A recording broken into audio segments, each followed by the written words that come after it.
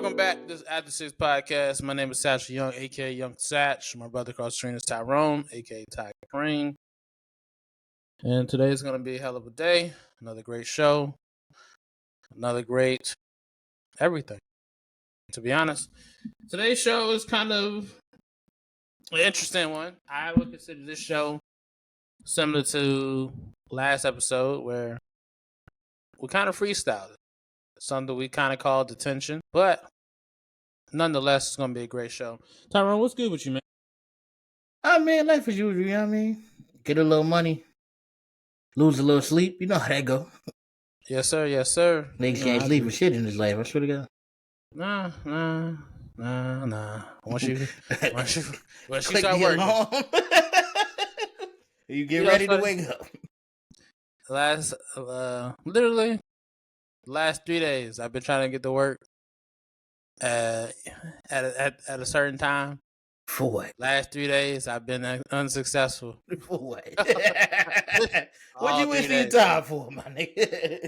It was funny. I hear the alarm. I be like, I might as well just wait. You know, might as well just wait another 30 minutes, just 20 minutes, 15 minutes. Yeah, man. Man, I look up. I'm like, God damn. Fuck. Well, here we are. Yeah, it gets to the point where it's just like, nigga, you gotta go to work, bro. It's like, you know, so I mean, it just happens. Well, shit, fuck it. It is what it is. And that happens to the best of them. Anyway, man, let's get to the show, man. We wasted time. As everybody should know by now, first segment of the day is called Keep It a Bean. Shout out to Kobe Bean himself. 24 seconds on the shot clock. Tyrone, what's up? Don't take your emotions out on me, right? Because I'm very empathetic. And to be honest with you, we should start being less sympathetic. People deserve less empathy, right? But if I'm willing to offer you some of my empathy to go, I understand your point of view, I'm sorry, right? That you're going through that. Don't take your anger out on me. For example, I see a nigga in the store the other day. This nigga was having a problem with his card in Walmart. If anybody's ever been to Walmart, they don't have tap to pay. So this nigga card is beat up and rugged. He trying to swipe, and it's not working. He like, this is bullshit, man, ain't it? And I'm like, yeah, man, it's terrible that they got it like that. He like, who asked you anyway? And now,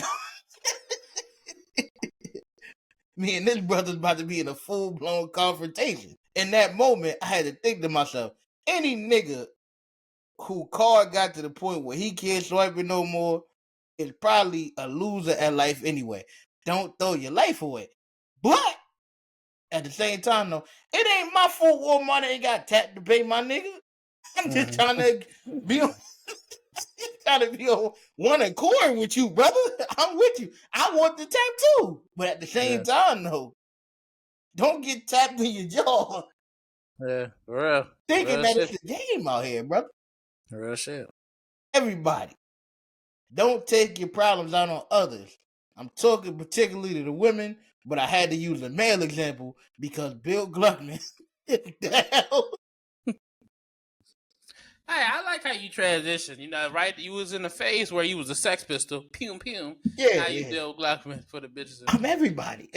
I respect it. Besides the Jose. I mean, you did. I think you're dead accurate. I'm kind of curious as to why. Probably because motherfuckers be scamming and stealing, so they probably figure, hey, we're gonna make sure you put your card into the slot and do your thing. They have their own system for like paying like that, so it's called Walmart Pay. Where you had to put money into their shit, and then you could tap your phone up against it, but only using the Walmart app. These niggas are segregating payment. I don't. It feel a little racist to me. I mean, yeah, but it's understandable. See, the thing about racism that's kind of funny. Niggas do be stealing too. Yeah, niggas. You see, the thing about racism that's funny is like, see, obviously, outside races shouldn't judge, especially us. You know, based off the stereotypes or based off of, you know, preconceived notions. But when you part of the community, you understand some shit. Right? You understand some shit, dog. You know. Hey, listen, man. I don't like that they lock up the deodorant, but I get it though. I mean, this country has seen some wild shit. Okay, some super wild shit. You know, especially amongst police officers and civilians and police officers and just young black kids or whatever. However, sometimes some of the shit that you see, you be like, nigga, like, I don't like that they put cages up at the Crown's Fried Chicken. What? I know a nigga who will kill you over a center breast. I guess. I mean, I ain't gonna say the nigga name, but I know the nigga will literally kill you over the nigga starving. That's what I'm saying. All I'm saying is sometimes it just make you question certain people, because I just be like, bruh, don't you just want to go home? No. It's like, man, home is terrible. Don't you? I mean, as much as you filming and you getting loud and rowdy and shit, dog, this could be you that we talking about. His house got bed bugs in it, Cedric. You don't want to go. That's your man's. I don't know about him. I don't want to go home to the bed bug house. All I'm saying is, take me to jail. All I'm saying is, yeah, you got certain never take me to jail. I'm lying about that. You got certain people out here in these streets where you be like, bruh, I understand, your freedom of speech. I get it. But bruh, let's chill. Cause can't we let this pass? We're trying to go home, bruh. At the end of the day, I want to see you make it. I want to see you make it. Right now, how you talking? How you approaching me? I was just. It's not even me. I'm just saying with these certain people in uniform. Hey, bro, chill. All right, just calm down, cause you never know. You never know, right? Man. You never know. I mean, shit. I don't know about you, but ain't none of us a lawyer. Ain't none of us got degrees. Chill. That's all I be thinking sometimes. But like I said, it doesn't change the fact that these people in these uniforms, they get out of control because they got a little power. But it don't change the fact that once you're gone, you're gone. That's a fact. Now, I digress, because at the end of the day, none of this is right. However, this is just reality. So, that's just how it goes. You ready for your turn? I am ready. Let's get it. So, as a man, right, there's such thing as called boundaries and respect. And, boundaries, even whether they're talked about or not talked about, it's a universal language. It's a universal understanding, rather, of like, hey, man, let's not go too far. So, for example, bruh, you my man, $100,000. Of course. I'm not going to snake you. I'm not going to lie to you. I'm not going to go behind your back. I'm not going to do you dirty. We can make certain jokes, but I ain't gonna go low. Not gonna go low. Because at the end of the day, you my man, $100,000. I ain't gonna beat you up. I'm gonna lift you up, So, I say that to say, you never want to go too far, right? Never want to go too far. However, there is a time where people take shit just a little bit too far. And you just have to question. So, I believe it was Atlanta. There was 2 kids. They're not kids. They look like they young. They got to be adults.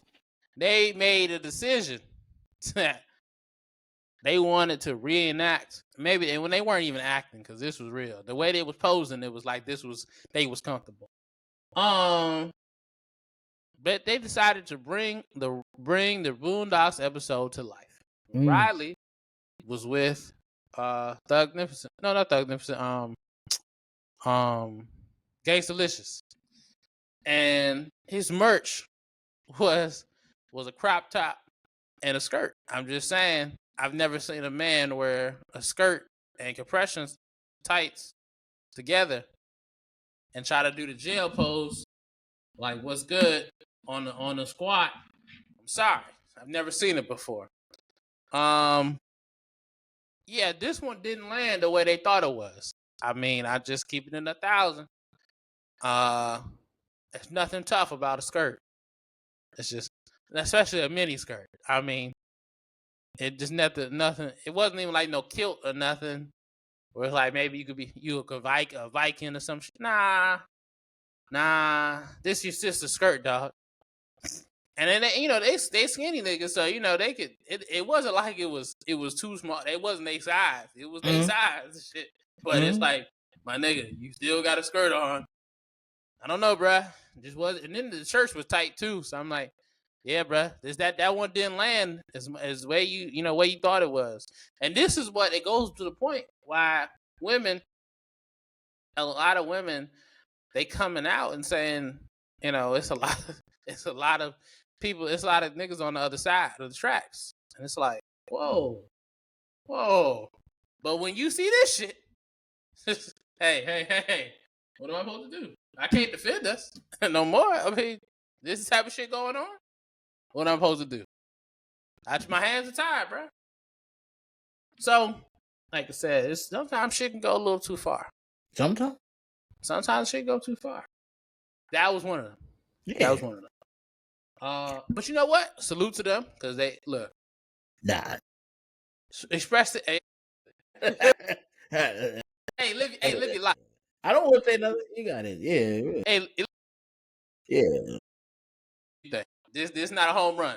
This is a strikeout. 1, 2, out. All right. But anyway, I say that to say this is essentially just our ego stuff. Because we don't like it. We don't understand it. But that's because we are different. We think different. But that's just our ego. Because we saying we would never do that shit. But there's nothing wrong with it. That's just them. That's not us. That's them. But the male ego, as Tyrone can explain his stories and his life. Let me explain, man. Male ego is a mug, right? So we recently had a birthday that passed, right? Don't wish me no happy belated. I hate that shit. Male ego. Yeah, real shit. Yeah, so we went to hibachi, me and my family members, as like a post birthday celebration because I was out of town for my actual birthday, right? So we had the actual birthday, and my brother, he doesn't eat Chinese food. Even though hibachi is not Chinese food, I don't have the heart to tell black people that Chinese and Japanese food are two different things. It's fine. I don't got the heart for that. So my mother's asking him why you don't want to eat anything, and he's like, because I don't like Chinese food. I'm just here to support my little bro. And my head turned to him. I had to remember who this man was, because in my brain, my first thought was, can't nobody little bro me. And why is that? What's the nigga little bro me? What's the like? What is it? That's a little bro right there. What's the problem, right? And I often reflect on this because I'm a very ego-driven person, right? I fight very hard for my respect in this world, right? Mm-hmm. But I'm also a nigga who realizes the difference between life and death, right? In moments where I realize that my ego is gonna get me in some sort of like physical danger, I try to not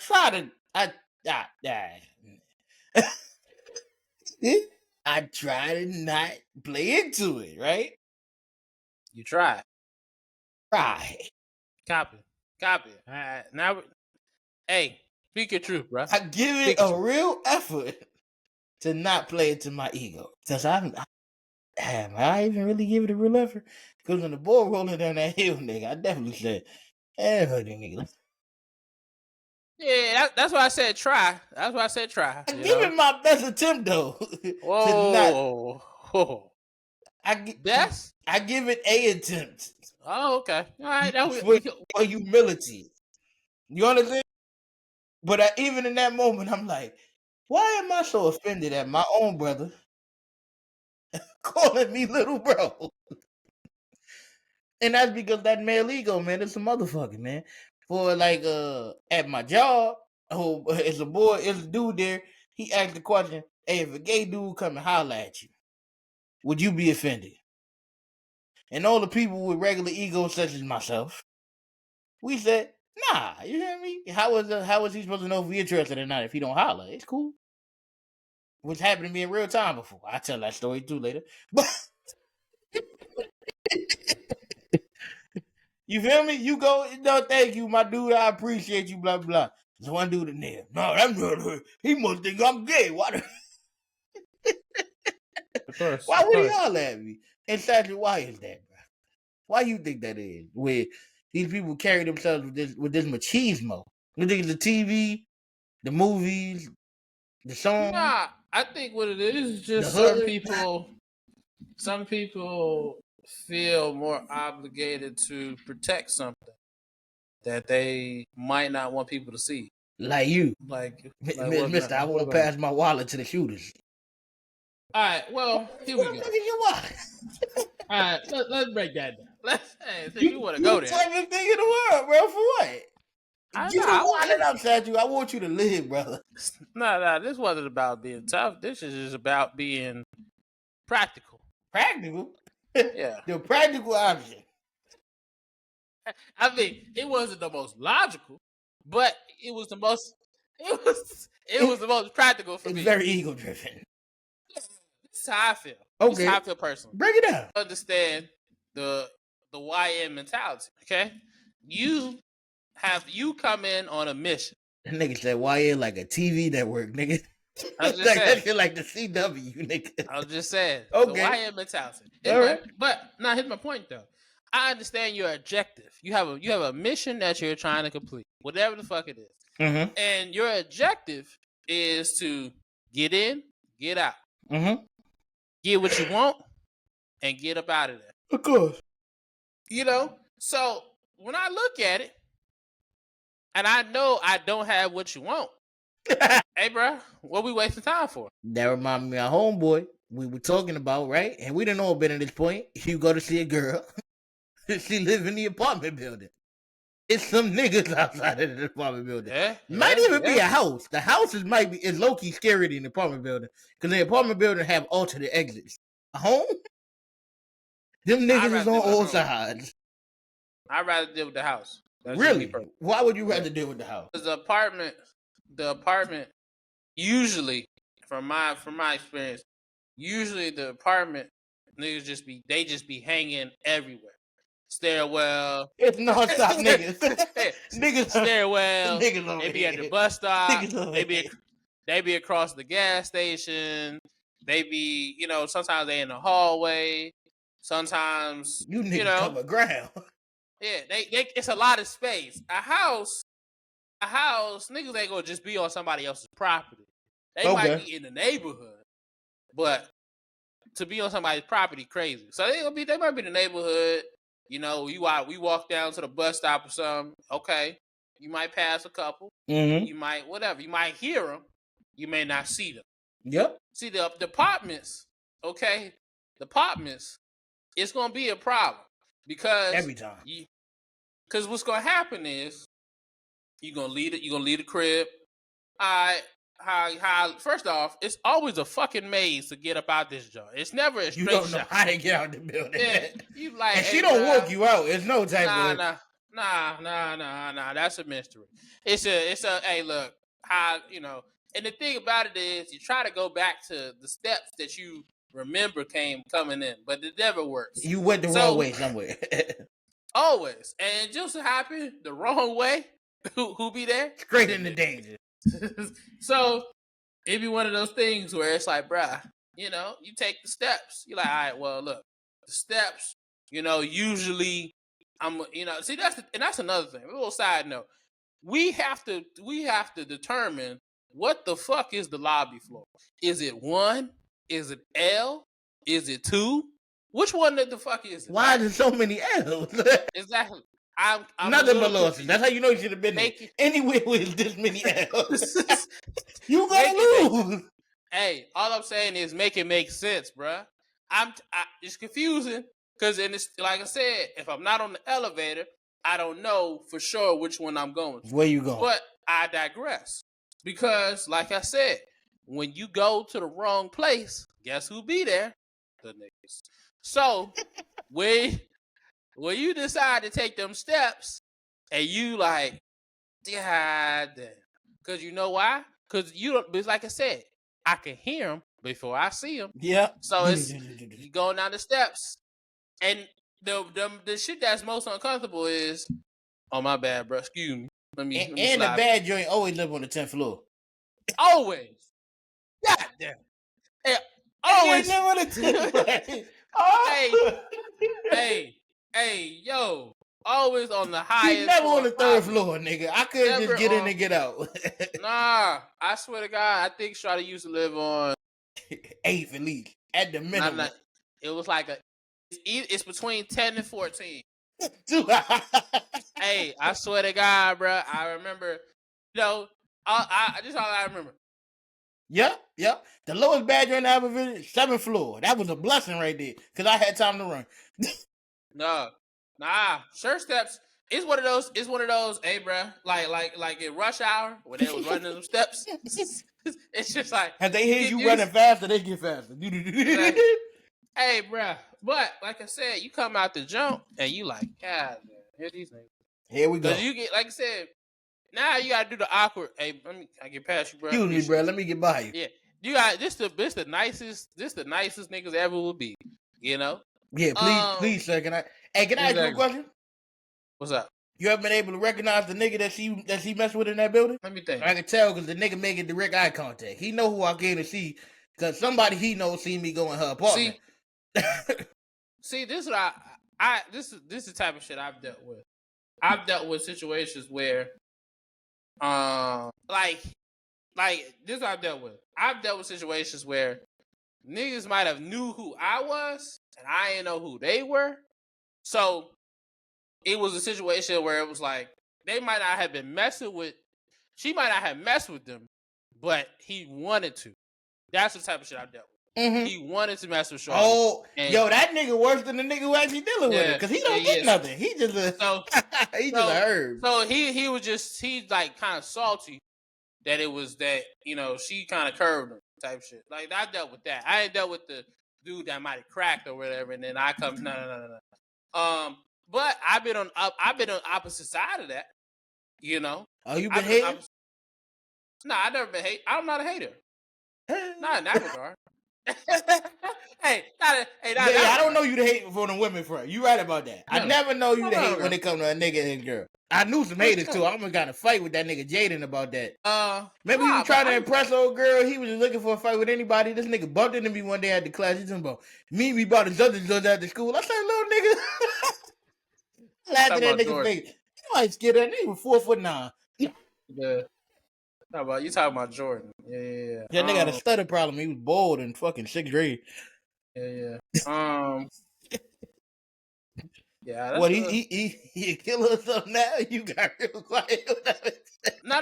I'm just laughing because I'm like, all that teasing and shit just me to end up here, man. Damn. No. But at least you made it to your 20s. That nigga dad gave him a whoo. And plus, you actually got some height. That nigga was like 4'5" in the fucking 6th grade. Challenging niggas to fight. So I'm like, yo, who the fuck is this? I look down like, oh, that's funny. Anyway, though, but no, real shit. I hope that nigga alright though, because I have. Word, I ain't heard from that nigga. It's just weird, like because he went to Blair or whatever. But it's like weird because when you don't see niggas at all, like you don't hear about what they do, you don't nothing. That's kind of strange. But yo, I just had an ego trip in real time. Hold on 1 second. Let me finish the story. Oh my bad. I apologize. No, you good money. But no, real shit though. Like I said, I've been in those situations where it's uncomfortable because, like I said, you got to get out the building, then you got to get on the bus, and when you got to get on the bus, uphill, you just niggas at the bus stop too. Exactly, niggas at the bus stop. So you just count down like, bro, where this bus at, bro? Please come in. When this, you might check this. See, this is when the app was on that bullshit. Was on the bullshit. Cause it sometimes it would say 2 minutes, and you like, all right, I'm gonna make it, and then you be like, oh, that Traffic. motherfucker go right past you. You So like this something. So nigga I'd have just been in killed those you. situations, and it's weird. But at the end of the day, like I said, Shawty never lives on the third floor. She live on the 10th, 11th, 14th. But yeah, man, the male ego is a powerful thing. But to clarify about the wallet situation, all I'm saying is, look, I don't got what you want. Hey, bro, keep it pushing. Now, I understand shit could have went left. Thieves don't want to hear that. But in my mind, I was like, this ain't going left. This might go Right. This might not go straight, but it ain't going left. Go left in the motherfucker. So that's how I felt in that moment. But hey, man, I'm still here. Go ahead, nigga, tell your story. What happened? Yeah, nah, somebody just wasn't happy belated. It's an older lady who's technically like a friend of my family, but I don't know her that well. She went, happy birthday, nephew. I'm not your nephew. We not family. I don't. Yo, I feel like people. All right, that's another topic. People are too loose with their terms, right? Nephew, brother, son, cousin, friend. We're not friends, my nigga. Some of these people are associates to me. You are a brother to me, Satchu. I would live and die with you on my side, my nigga. Yo, Sat, you be like, yo, these niggas in here beef with me, son. These niggas got guns. All right, fuck it, let's go in there. We about to we gonna figure this out on the front line. Everybody don't got that rapport, and everybody carries themselves like they that. Like, and I have a real problem with that. See, but this is how I feel though, because like there's people. This is how I look at it. Break it down. There's people who they are not on the level that you and I are on, that I'm cool enough with, where there's some shit going down, bro, and I'm with them. We get money. I got you. What's up? Yeah. But you are correct, because people that you think are your mans, they don't really be. And it's funny because you never know who your man is until you get in a situation. Yes, I mean that you're absolutely right. You never know. And who I don't your mean mans like is. violence. Violence is extreme. No. Obviously, you learn your man in real time if a nigga gets stomped out. I mean, like, nigga, Yeah. yo, you got $700 in your pocket. A nigga asks you to hold $50. Obviously, that's almost a tenth of your bread. I love you enough to give it to you. You know what I mean? Like, you my man. You my real brother. I care for you that much. I take some shorts during the week to make sure that you okay. You feel me? A lot of these niggas carry themselves like they that, and they don't be that. Okay, so there's levels to it. Okay, we're gonna go non-violent. Go levels. Yeah, go levels. So the break it non-violent, down. Do the science. The non-violent is this. So like I said, basic level is, nigga, if I hit your phone, how long it takes you to hit me back? Oh, that's a good one. That's how. If it take you forever in a day to hit me back, especially if we, we've talked, like, it's not like a thing of like, I ain't talked to you in a couple months type shit. But no. If I hit you, hey, bro, what's up with you, bro? Where you at? If I don't hear from you until the next day, what the fuck we doing? All right. So level. Can't say that. I know niggas who bad texts. If I call you, I feel like a call go further than the text, bro. Niggas, if you don't answer your call, your phone ring. No. But the reason why I say that is because at the end of the day, yes, there are some bad texts. Horrible However, texts. there are some horrible texts. Yeah. But my thing is like this: if I'm hitting your phone off the simple, hey, bro, where you at? That's a one-word response. True. Crib, home, downtown, around the way. Like, these are simple responses, 1 to 3 words. That's it. So there's, like I said, there's levels, right? Let's go up a little bit further. If I send you bread and then you say, hey, bro, I'm going to pay you back, and then you don't pay me back, all right, bro. Hey, I'm with you on that. Like I said, because I got a lot of problems out here with niggas like that. That's what I'm saying. Like, my thing is, like I said, simple shit. I'm also a man of very much principle. So I don't loan nothing. I'm afraid to lose. I'm not gonna beef with no nigga over no money because if I gave it to you, I had it to give it. Unless it's me, like me and you, I give you money I don't have because I not only trust you to give it back, but I trust that you need it for you to ask me for it. Facts. It's niggas who I give money to, and I know that you ain't necessarily the most trustworthy person. But even if you beat me for this little $35 for you never to talk to me again. I mean, I respect it. That's one way to look at it. I'm the type of person who I lead with trust first. You can't do that. See, but you know why? It's a dangerous game. No, and it is a dangerous game, but you know why? Because at the end of the day, this is how I feel. I'm a very genuine person. Okay. So at the end of the day, if you take advantage of that, that's not my problem. That's a problem that you got with yourself. Because how I view things, I am a great person to have on your team. I'm a great asset. True. That's how I feel. So at the end of the day, because like this is my thing like this. If you got a man's like me who, hey bruh, can I borrow $20? Yeah, no problem. I don't necessarily, if you my man's or if you family, I'm not going to ask you, hey, why you need this. And I might talk, like if you my family, I'm gonna talk shit. Yeah. Perfect example. You know, one of the cousins hit me, hey, can I get, it's back to school time, No, she didn't even ask me directly. Some money for some cookies. She didn't even ask me directly, but it was more of like hey, just open, it's gonna be in a group chat. Just open text. Anybody, if y'all got a little extra to help out, cool. I'm like, I'm talking shit. Some money to go to Old Navy. Oh, anything. But, yeah, I know. Like, she didn't put it, but in my mind, I'm talking shit because it's my family.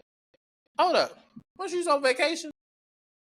So you need my money, but you was on vacation. Mom. I ain't been on vacation. Mom. But at the end of the day, I'm gonna talk shit because that's my family. Yeah. But at the end of the day, I'm gonna still look out because if you asking,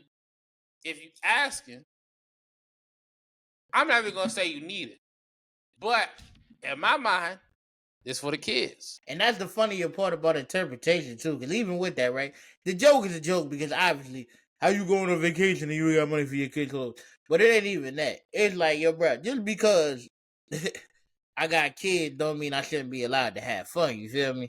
Nah, for sure. So that's where, like, that's why I'm laughing, because obviously in your brain, you like, clearly I'm not hating on your vacation. Go have a good time. You feel me? Even parents deserve to, you hear me, go out and parlay every once in a while. It's okay to ask for the, you hear me? Yo, it's school. But to the untrained eye, it might take that personal. And that's where interpretation is so funny. Because I'm just making a joke. I'm still going to give you the money. And I'm not mad that you went on vacation. Yeah. I'm not mad. Yeah, there's no reason to be mad. You should have fun. I want you to have fun. You're my family. I want you to have a good time. You know what I mean?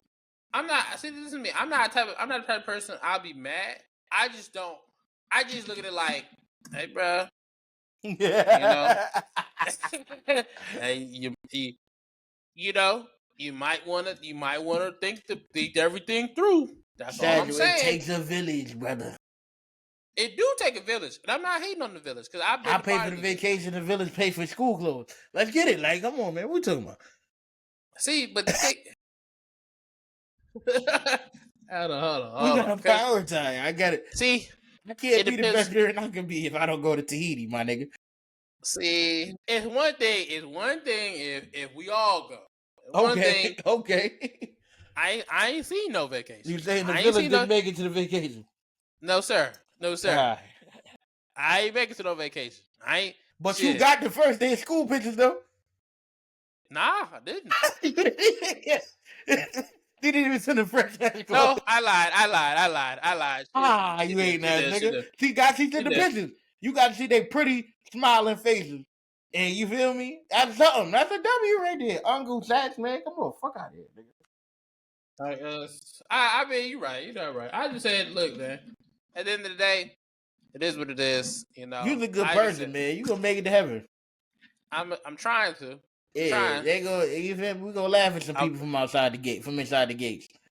I don't know, bro. Shit, there's a couple niggas that ain't gonna make it. But it's some people that ain't gonna make it for sure. There's a couple niggas that just ain't getting in. The stuff we've said on this show, we probably go. I mean, but if we get in by tiptoe, we on the waiting list for sure. We on the. Hey, we on the waiting list for sure. Hey, what practice squad? If we practice squad, heaven. We beyond practice squad. We hey, we third string. We third string. Hey, we working our way up though. No, for real. Because this how I look at it. Okay. Right? Look. We don't cause problems. Okay. And we help people. Yeah, exactly my point. Oh, so they got another thing. And we apologize if we do wrong. Boom. Some niggas don't apologize. Boom. Some niggas don't apologize. And I really be feeling bad for folk. Exactly. It's not a fake. Exactly. It's a genuine. Yeah, Bill Gluckman.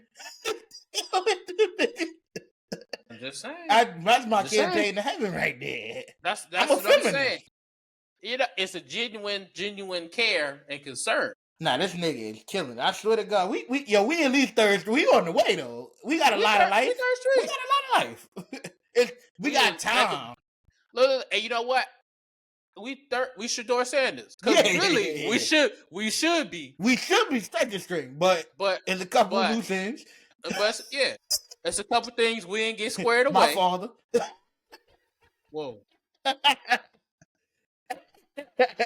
Hey, Dion, you feel me? He the reason we get. But we working though. We getting it. But like I said, we working. But nah, real shit though, man. Yeah, like I said, I'm the type of person. Like I said, I lead with trust because at the end of the day, I look at myself as a valuable asset to have in somebody's life. And on top of that, I give this energy across the board. So you, my brother, I don't act different with other people. Yep. Because I'm not as tight with them. Yep. At the end of the day, if I dap you up and I say, "What's good, bro? I hope you straight," or "What's up with you? Everything cool with you?" You mean that? I mean that genuinely. You mean or if I say, "Hey, bro, let me know if I could do something." Cool. I'm genuinely gonna try to help you. I'm the type of dude I support. If you hit me and you ask for my support, I support. And that could mean, hey, something on Instagram. That could mean coming to a party. That could mean maybe potentially buying merch. That could mean reposting a video or a picture or whatever. I do that because at the end of the day, genuinely, I want you to win. Because I feel like if you win and we cool, we win. That's how I feel. Mm-hmm. But I digress. I think that's going to be the show. That's the name of the show, right? Of this episode. I digress. But no, real shit, man. To moving on up, like I said, after a text message that doesn't get a response and money that I sent you and you don't pay it back. Above that, I would say before you get violent is I would go if you are talking about me. Like it's deeper than dirty macking. Dirty macking, especially when other women involved. All right. But like I said, dirty macking to the highest degree. Yeah. Because when you talk about me and it's not positive and you putting me down, hold up, bro. You know what bothers me more than that though? It's crazy because that's how crazy my mind is. When other people talk to you about me in a negative fashion and you don't stick up for me. What big Bill? I should slap the shit out you. Yeah, like your man a bitch. I swear to God, everything about it. And then you just like, yo, come on, man. Like you're not gonna say nothing on my behalf, my nigga. You ain't got no love for me in these streets. Cause this is me, right? We could be at odds and we could have our problems and we could have our moment where we not cool or you might want to talk down. I don't agree with that either. Cause even when I'm not cool with my niggas, I don't talk down on them. But I understand, like. You want to vent sometimes, and sometimes you say things that you don't mean. That's cool. When a nigga is saying something to you about me, and we on good terms, and you just nod your head and act like ain't nothing happening, oh my God, that disgusts me. Exactly. I That's can't crazy. stand that shit, bro. No, that's crazy as hell. But that's, you know what's stand funny? that shit, bro. See, but this is why I have a small group of people that I communicate with. Yep. Because at the end of the day, people in general, they change their minds every day, every second of the day. And I don't have time to, like I said, I overthink. I process information at a different rate than other people. You So crazy for me, hell. Exactly. So and it's hard, you know, I'm a forgiving person, but it's hard for me to let shit go. So when I look at things, like I said, that's the sole reason why I don't, you know, really communicate with a lot of people on a regular basis. At the end of the day, I got people that I'm cool with that when I see them, it's all love or whatever. That doesn't mean I communicate with them every day. That's a fact. Because at the end of the day, that's how you get your feelings hurt.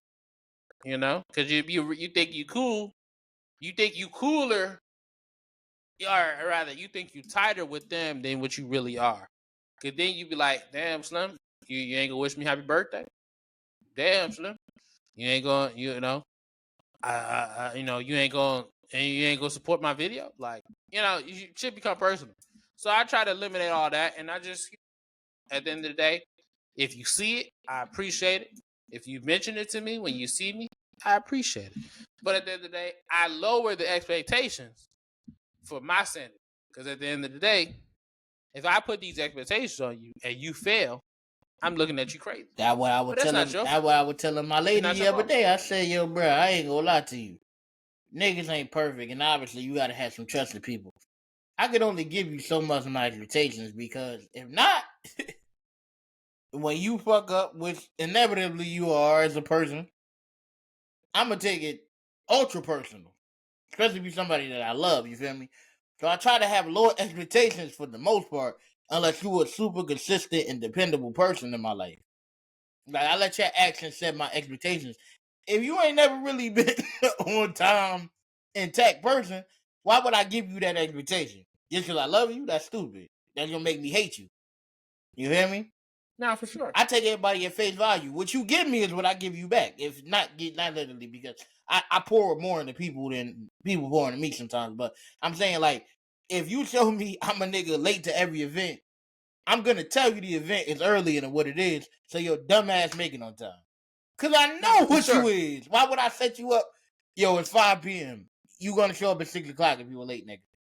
The event started at 4. You'll be here when I get there. Use your common sense, bro. Expectations to be set on the person, because everybody is different from one another. You know what I mean? Thanks. So we say all this to say, man, friendships, male egos, are a complicated thing. Sell drugs, children. You need to hit the block. You go see Kenny, you get a 50 ball. You work your way up. Third string. But nah, though, man. That between that male ego and friendships, man, it's a crazy thing. All I can tell you, just be careful, because you just never know. You never know. But if you take anything from what we have said, sell drugs, children.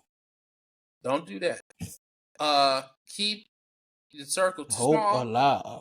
Limit your expectations on other people, and then you be all right. Oh, my bad. I didn't get to the violent part. Look, it's bottom line. If we got to scrap, we got to scrap. And at the end of the day, my man's 100 grams. If I'm fighting, I can respect a one-on-one. But if I start to lose, oh, nigga,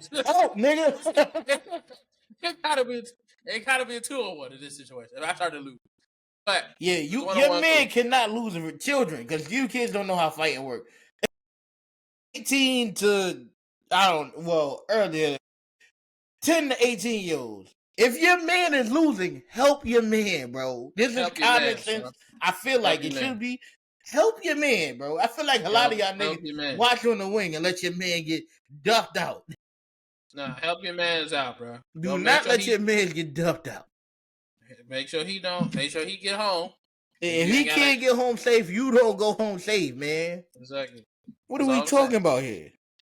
Anyway, man. You know, you did the shit out, Kenny. Now that's what Hey, yo. This nigga beat the shit out of Kenny. The flip side to that is, look, understand who you dealing with. Okay. So, for example, out of the two of us, he's the hothead. Okay? Out of the two of us. Yeah, that's fair. I'm a lukewarm type nigga. Mm-hmm. I could just get really hot when I need to get really hot. But at the end of the day, this is my man $100,000. So I understand that things could potentially go a little bit left.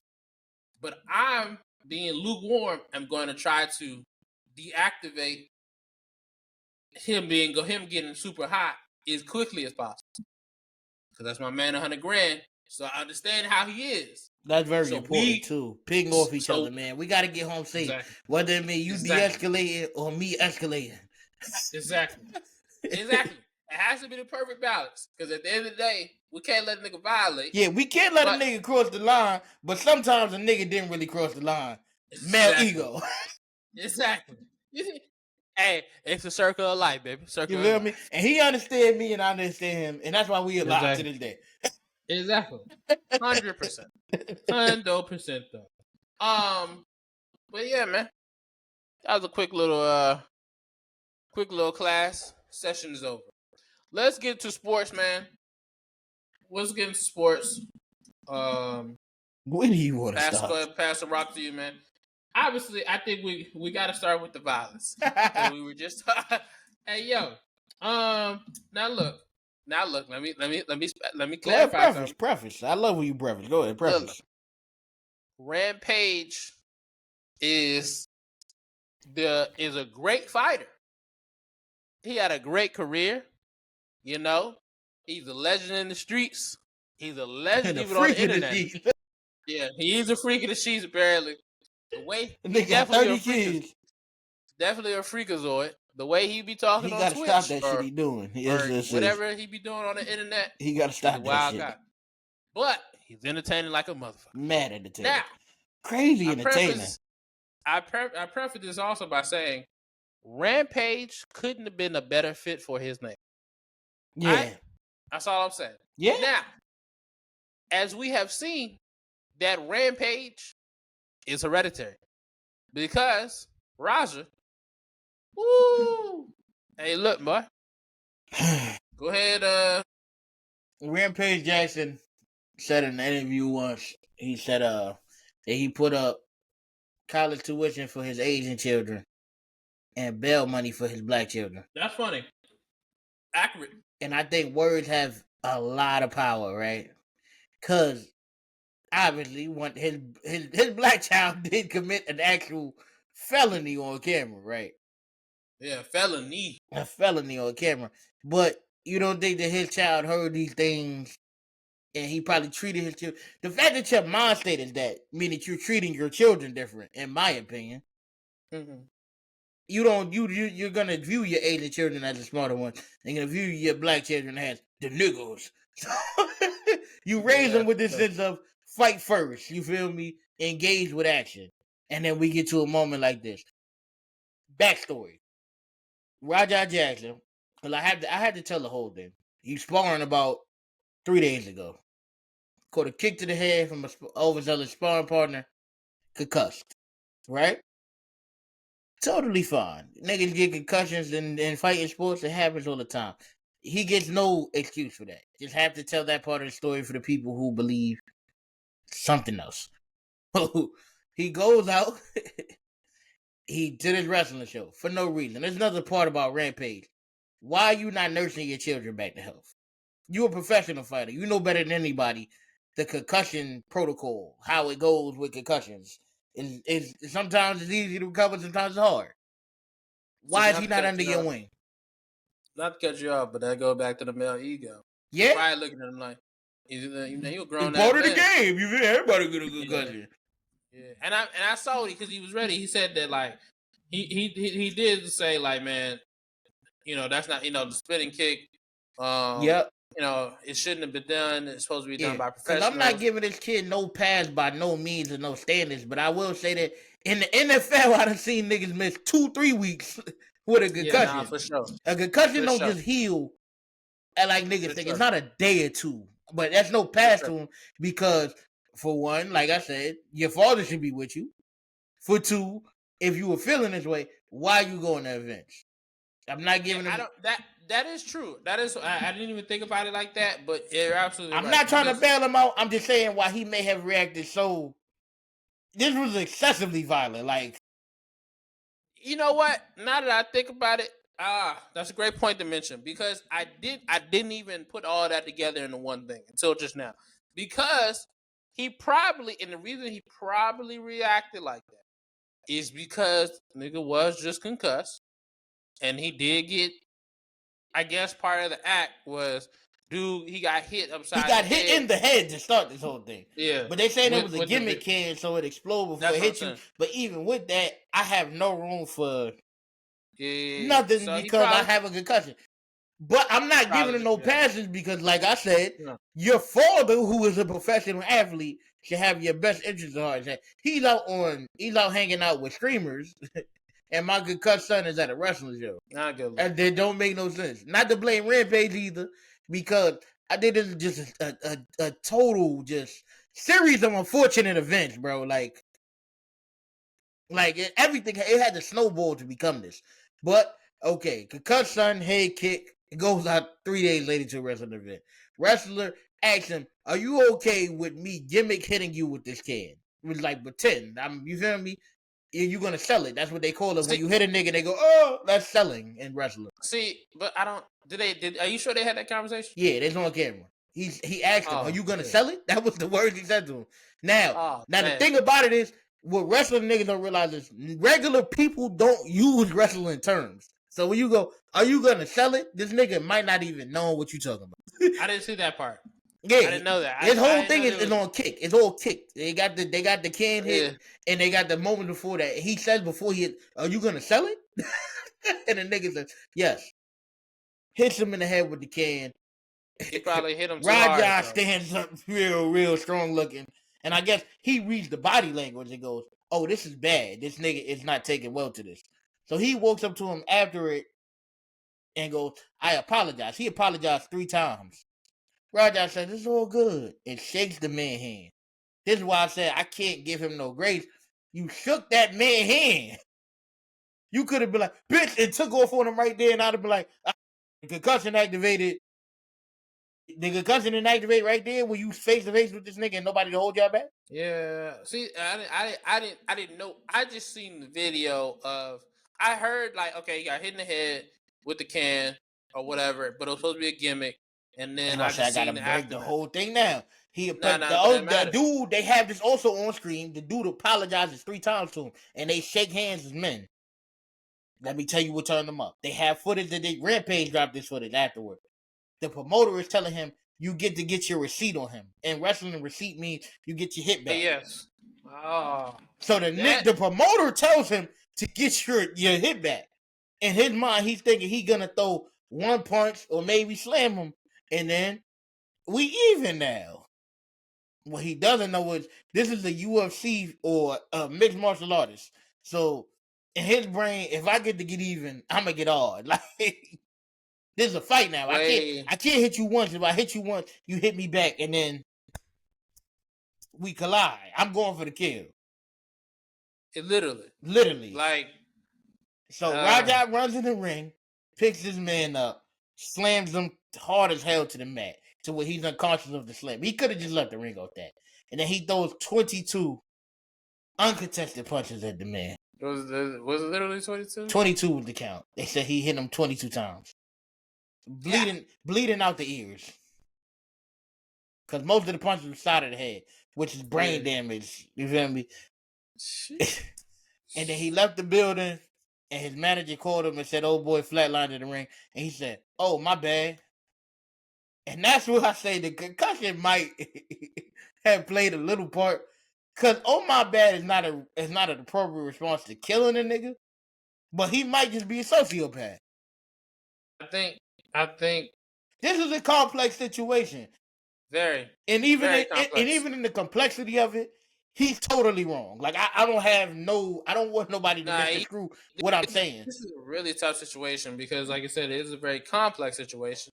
Because at the end of the day, the thing that's weird is I think this will be more telling. Rather, we would have to do a deep dive back into his concussion history, Yep, or his fight history. Shit, I started with his family history. If my father's saying that I'm the Bell baby and other babies is the college kid, but that's what I'm saying. Rampage, or the bat, I'm raised to respond violently. That's what I'm saying. That's what I'm saying. The Rampage, That's what I'm saying. Rampage is perfect. Is fitting for his dad, but I think that shit is hereditary. Yeah, because that too is in the blood. That's what I'm saying. Because the way he took off on dude. I didn't know it was 22, but he got it. He was quick. 22 punches, bang, bang, bang, bang. That body slam, he knew, because the way he picked him up, he picked him up really low on the legs. Yep, causing more leverage to come down on his head neck area. Yep. So that when he slammed him, that boy basically he hit head first. Yep. So that boy was out. Now when he when he got on top and rocked this shit like that, hey yo, that's where they talk about Rampage. It was cooked from there. But that's what I'm saying. Like there's a couple other things that play a part in that. For one, old boy, they probably. I don't know if it's CTE or concussions or if it's just his. I don't know, or if he just doesn't. He doesn't know how to control his anger issues. Yeah, I don't know. As I'm saying, we don't know. You right about that. You got to know his history to know how far he took it and why he took it there. Yeah. But I also will say this too: is a couple factors that hurt this nigga and in a regular ring, it wouldn't have happened like that because in the WWE they got springs in their shit. Like you hit the canvas and you bounce up. And they shit more like a mat. It's more like a mat. It's plywood, nigga. You hitting dead plywood. Like you ain't got no chance if a nigga really slam you on that. And then it's a couple things that fucked me up. Like old boy didn't react to getting picked up because in his brain we doing some wrestling shit. He totally went lip. Like go ahead, have your way with me. And it's like if you know this nigga, and that's where it disgusts me because you shook my hand. So I'm in there thinking like we working together. And obviously, if you pick me up like that and we not working, I'm paying for my life. Exactly. But he let him do what he wanted to do because he think it's wrestling, and you took advantage and tried to kill somebody. It's a terrible situation because, like I said, that's attempted murder. He going to prison. He going to prison. It's a situation where, yeah, bro, you gonna have to do that time. Because this is not a thing of okay, I'm gonna fight it. Nah, bro. Your best bet actually probably is to turn yourself in, realistically, because of the simple fact that,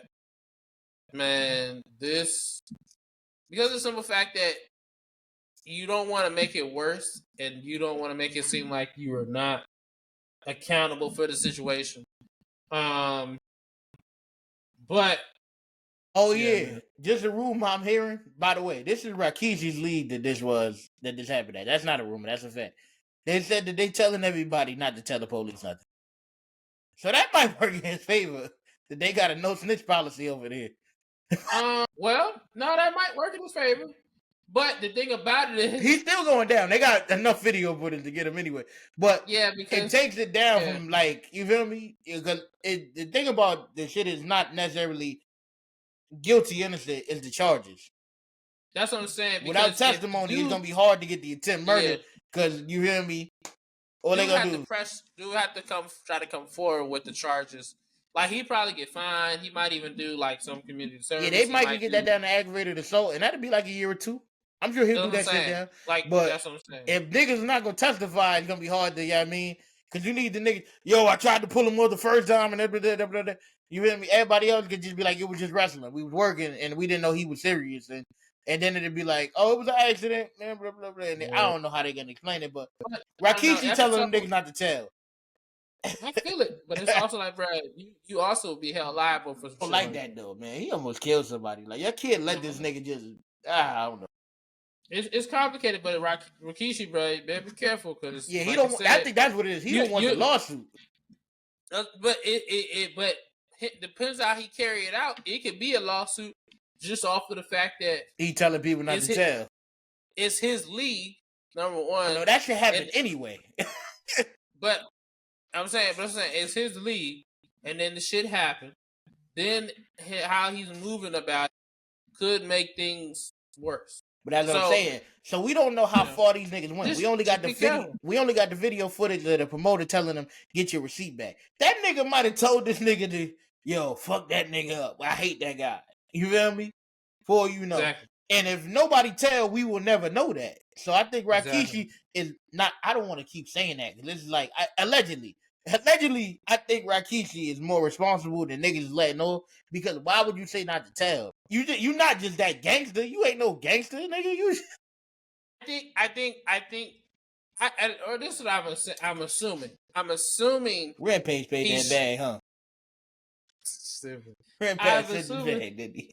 I'm assuming that Rikishi is probably looking at it from the perspective of he doesn't want people to jump out there especially without no lawyer, and then they say the wrong thing and potentially open up an investigation on the league. Rikishi running a business, nigga. He like it, nigga. If this is attempted murder, I lose 100,000. If it's aggravated assault, I lose 15. Then that's what I'm saying. He probably looking at it like, hey, bro, don't nobody say nothing because this is a business, and I don't want y'all to put us in jeopardy or try to open an investigation even further than what it has to go. So he probably looking at it like that. Anyway, look, I don't know what's gonna happen. Wish everybody the best. Send that nigga to jail. I ain't gonna lie. I fucking wishing everybody the best. That nigga needs to sit down. He need to go down with some real gangsters. Now he do need to sit down. I'm a true believer of that. Some people need to sit down. I'm talking about like on a maturity level, like sit down to tell you that life is real. Some niggas don't realize that this is real life. I think he definitely needs to sit down for a second, to get his life together. Because it seemed like he definitely got some type of anger issues. But get that together, and we'll move forward. Sit down, nigga. Go to prison. At least your daddy's rich. That's all I can say. But let's move on, bro. Let's get into football. All right, let's run through this as best as possible. We're gonna go from bad to good. Okay. Let's start with the Sanders. First on the list, Shiloh. I don't know. I thought the Bucs was rocking with him. I'm surprised the nigga made it this far, to be honest with you, nigga. If your brother who was a Heisman contestant was a 5th round pick, nigga, you clearly wasn't about to make the roster. Your brother ended up 3rd string, and the nigga was supposed to go top 5. So he said it during the draft. Yo, if they not drafting you, yeah, he did say that. I'm you know what? Common sense. Shout out to Shiloh. This I'm gonna do. This I'm gonna look at. Shiloh. I think Shiloh might get a chance back on practice squad. He might get a chance. I think he'll get a chance on practice squad. Maybe not with the Bucs. Or I think with the Bucs we'll try to get him on practice squad. But if not, he'll be on somebody else's. I think he's gonna be a good career 3rd string wide safety. The nigga, he can't cover nobody, but he got very good tackling ability. Yeah, he'll be useful in practice for teams similar to Ryan Clark. Yeah, that's what I'm saying. So you feel me? Put him in the game. You put him in practice. If you facing a nigga like Jamal Adams, and not what Jamal Adams is now, but what Jamal Adams was for the Jets. You feel me? Or who's it like Cam Chancellor, like another good tackle safety. If you want to simulate that, put him in practice. Let him tackle your man's all game. For sure. Let him try to be elusive with him, because that's what he's good at. Nigga not very good at coverage. I don't think he'll ever be a starter nowhere. No offense to him. It's very hard to be an NFL player. You're a world-class athlete, though. I'm not even disrespecting the nigga. Like, he would have to get bigger. Yeah. If that was going. And he would have to, I think after years and years of being a 3rd string, he might even move up to like a 2nd string nigga. Like, all right, if a nigga get hurt, we can put Shiloh in. But I don't think his coverage is not good enough on a footwork and speed level to compete with real NFL athletes. Now over to the other Sanders, Shador. I look at it like this. This is what I'm trying to explain to you. Mm-hmm. At NFL, it's a pecking order. and the pecking order is outdated, but it's not going to fade. Yeah. The pecking order goes green, white, then everybody else. Because look at here. I think the Browns drafted him because my thing is to draft Dylan Gabriel and then draft him. To me, that tells me is, I mean, yes, they were in need of quarterback, sure. But you already had Joe Flacco. You draft Dylan Gabriel, who was in the Heisman conversation, and then you go get Shador. To me, the Shador thing was a money grab because we talking about the Browns every day and shit. Mm-hmm. Every day. So to me, that I said that's a money grab. You're not wrong. Yeah. Like I said, green first, white second. Because at the end of the day, this was never a quarterback battle. We all knew who was starting. We all knew who was starting in Indianapolis. Why the hell would Daniel Jones get paid? I think he got paid $14 million to be on the 14 bench. M's to come on the bench. Behind one of us? Oh no, sir. No, sir. So I say that to say, Shador, I think he got dealt an unfair hand. Because he's, they're trying. I mean, the owner said it, he wasn't his pick. Do you have an organization known for losing? And then, you're coming to a situation where you're not given the opportunity to really truly succeed. You're given the opportunity to play football, but not really to succeed. And that's tough. So, Shador Sanders, hey man, keep your head up. Somebody will give you the time of day. Somebody will, for sure. Because the talent is evident. I mean, I know he struggled against the Rams or whatever, but it's different. We are not getting a lot of reps. All the intricate details they matter. Your thoughts? Yeah, I think I think they kind of got what they want, man. I think they put him in his place a little bit. That's always the goal. And even with that, yeah, even with put him in his place, they had to keep it real. Like, nigga, you could trade him or you could trade Kenny Pickett. Nigga, ship Kenny Pickett. Not to say Kenny Pickett is some big time star, obviously, but Kenny Pickett has started for NFL teams before. Mm-hmm. So to trade Kenny Pickett as the Browns and not trade the nigga who you saying is this unproven talent and this 5th round nigga, you really believe it might be something there. Mm-hmm. And you don't want to look stupid by giving them to somebody else. That's where the money comes to play, because at the end of the day, you get rid of him. Now, people talk about you, but not in this. Like, after that week of the discussions, conversations, debates, why this happened, we're not talking about you until. I don't even want to go that far. Because obviously, yeah, he is a money grab, that's for sure. But I'm saying more like, you remember when they were saying that Lamar Jackson was a running back coming out of college? For sure. And then Joe Flacco went down and this nigga started balling out. Could you imagine had them niggas had traded Lamar Jackson somewhere else? Nah, that's true. Not to even say that they think Shador is going to be a super. I don't want to even. That's apples and oranges, Shador and Lamar Jackson. I'm also saying that if you trade Shador, Shador becomes something, and you are the Cleveland Browns that just gave Deshaun Watson all his guaranteed money, and you brought in 7 fucking quarterbacks to hide Shador in the depth chart, you're going to look fucking crazy if he go to a team like the Raiders and Geno go down and this nigga ball the fuck out and become some NFL superstar. The last thing the Browns need is any more bad press. So they would rather rock this nigga before they send him out. I think they'll take it because at the end of the day, all of this is going to generate more money for them. Yeah, and I think they have 2 good insurance policies. Flacco is 40. Worst gonna worse. Dylan Gabriel play like shit. We got one more young nigga. Let's give him a shot. Facts. Moving on to this one was interesting to me just because it's like, what did we what did y'all think was gonna happen? Desmond Watson. I mean, y'all drafted a dude at over 450. Yeah.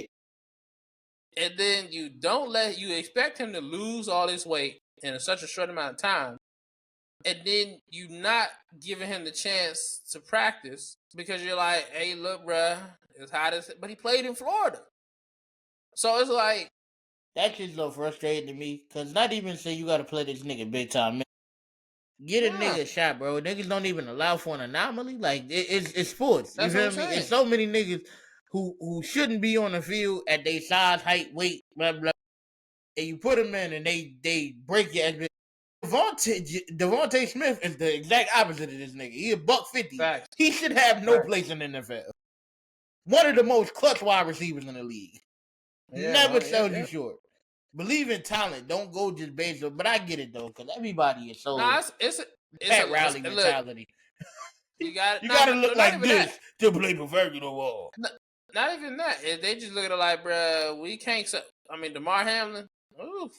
Can't have that on you. You heard the story of the Sixers, man. The Sixers said they told Charles Barkley he got to lose 20 pounds before the draft. The nigga gained 30 on purpose so they wouldn't draft him. Because they had a team already and he didn't want to come with the bench for them niggas. Right. You still draft Charles Barkley. You know why? Because he's fucking Charles Barkley. And once again, apples to oranges. It's not to say Desmond Watson is Charles Barkley, but you drafted him for something. You saw something in the nigga. Give him a chance to go out there and play for his spot. Exactly. And now, granted, and they're talking about potentially him making practice squad again, but it's like, damn, bro. Get a brother opportunity to show you what he's working with. Worst comes to worst, he sucked, and then you got a reason to cut him. You just gonna cut him? Exactly. Because once again, if this nigga become the best DT in the league, who niggas is gonna look insane? Exactly. Oh, we didn't think a 400-pound nigga could move like that. Well, now you know. Exactly. But like I said, respect to him. You know, keep your head up, brother. Keep going. I think, you know, once fight the good fight. Come to the judge, man. We ain't got nothing to lose. Fuck it. Put him in the churches. These are more like honorable mentions just because we're headed to my squad. Yeah. Jacoby Myers. Hey, Commanders. How many wide receivers y'all niggas need? Don't matter. We need them all. I just got Debo. Hey, but Debo gonna be more in a running game type shit. Like, I need a Hunter Renfrow. Y'all need 4 wide receivers? Why not? Shit, niggas go down. It's 3 people in the... All right, you niggas crazy. It's 17-game season. I mean, bro, we need guys. Live your life. We need situations. We need third down, third and short, 4th and 2. Everybody needs... I'm just saying, Hunter Renfrow. Hey, Commanders, call him. Live your life. I'm just saying. But speaking of Commanders, I'm so glad today we can announce.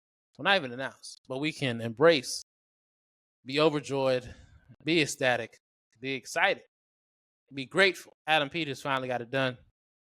So now we can focus on getting these dubs. Eric McLaurin is signed. It's a beautiful day in the neighborhood.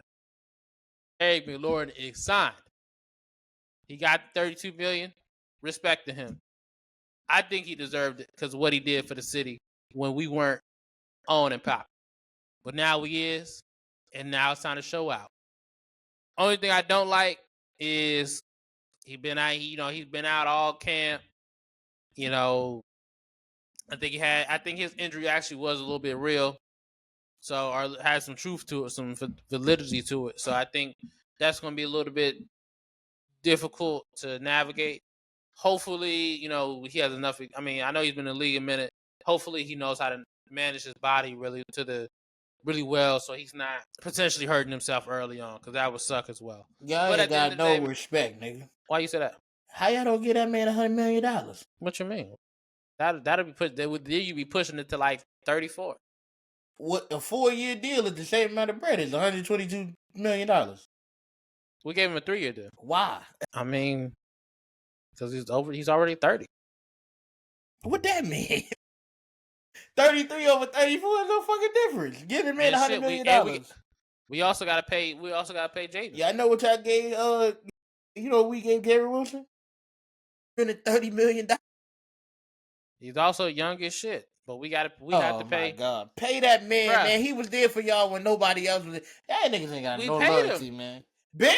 How much we supposed to pay the man? 4 years, 120. Y'all gave this nigga a $30 million signing bonus.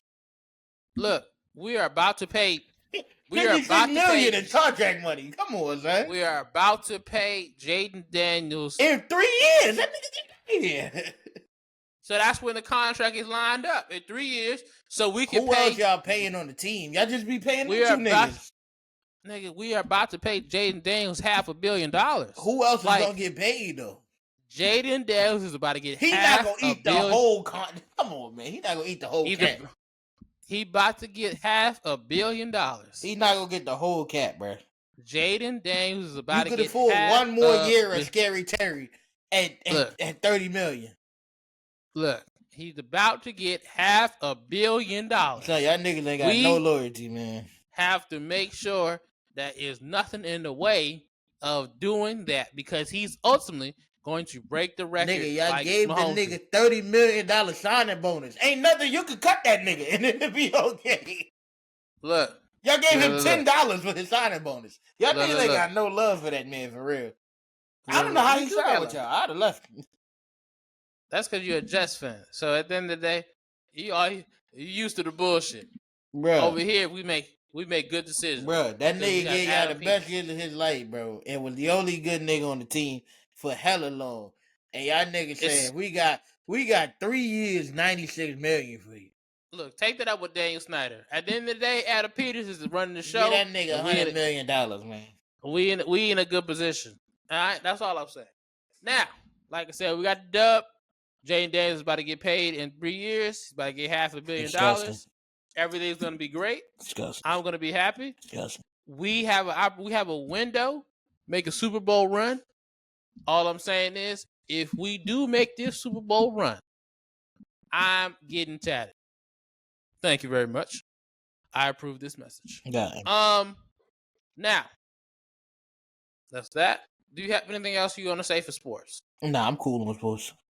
You cool on sports? Cool on sports. All right, well, nigga, let's wrap the show up. Let's get out of here. What you got for what's really good? To all you niggas out there, man,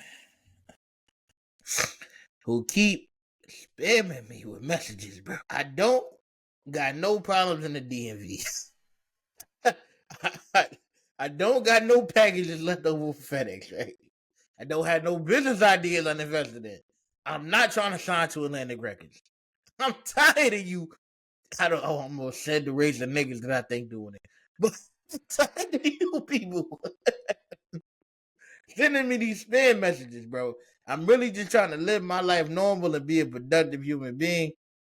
Stop what you're doing. Because you're going to make me mad. And I'm going to start sending slurs. That's all I'm saying. I'm not above it. At the end of the day, I feel you. Because I'm getting tired of spam calls. How many you? At least 5 a day, man. I don't got time for this, bro. I be thinking I got real messages. My phone dry in the motherfucker. I be happy.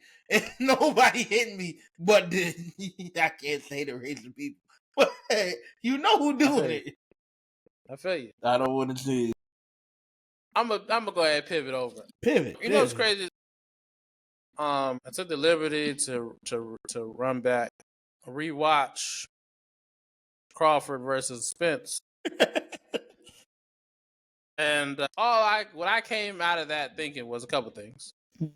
First off, Crawford is nice. Yeah. We all knew that, but he really nice. And coming up in a couple weeks, Canelo got a problem on his hands. Because what I took from that is Crawford is strong, but he fast. Because when I was looking at things, I'm looking at Errol Spence like, oh, you're timing off, bro. This is why I think his career is officially cooked. His timing off. Whatever happened with his eyes when the car accident happened, it messed up his career. Because his timing gonna be off. He don't even have that. He ain't got no quick twitch. No. I mean, I literally was watching like, damn, bruh. Terrence Crawford not even hitting him with crazy angles. You know, how many times? I mean, to get hit and knocked down with straight jabs, straight right hands, you know, tells a lot. But watching it, I felt bad. Well, I don't say I felt bad because that nigga still got paid way more money than I've seen him. But and he's okay. He got good health. He got kids and all the other shit. I meant to mention this during the show. Charlo tweeted something that suggests that him and Arrow will go fight. Please. The best Charlo, by the way, not the other one. Please, waste of time. That's what I'm saying. I don't. But I'm gonna watch it though. Nah, I feel it. But at the end of the day, well, what y'all fighting for? Y'all been cool forever. Yeah, but that's it. His shit was no new friends shit. Or no friends in the industry, something like that. And then I don't know if Arrow nickname is Shark. I can't remember, but it was a lion eating a shark, and I'm like, he doing one of those. I don't know. We're gonna talk about Tank and J. Cole next episode. Don't worry about it. Yeah, I think his name was Big Fish or something. I don't know, but at the end of the day, why a shark is not a it don't matter. Whatever. It don't matter. It don't matter. It don't even but matter, it's like, bro. It was dumb. But anyway, point of the matter is, all I took from that is, or the last thing I took from that is, hey man, in life, everybody ain't on your team. Mm-hmm. Because if they were, they would have never let him take that fight. You can look at his timing. You can look at his eyes alone. And you can tell it's very evident this is not the same Arrow that we are accustomed to seeing. Mm-hmm. So, for people watching, remember, everybody ain't your friend. Everybody ain't your nephew.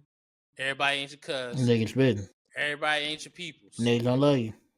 With all that being said, man, this has been another episode of Afterthe6th Podcast. My name is Satchel Young, a.k.a. Young Satch. My brother across the screen is Tyrone, a.k.a. Ty Crane. Please like, please comment, please subscribe. Hey, man, we out. For that.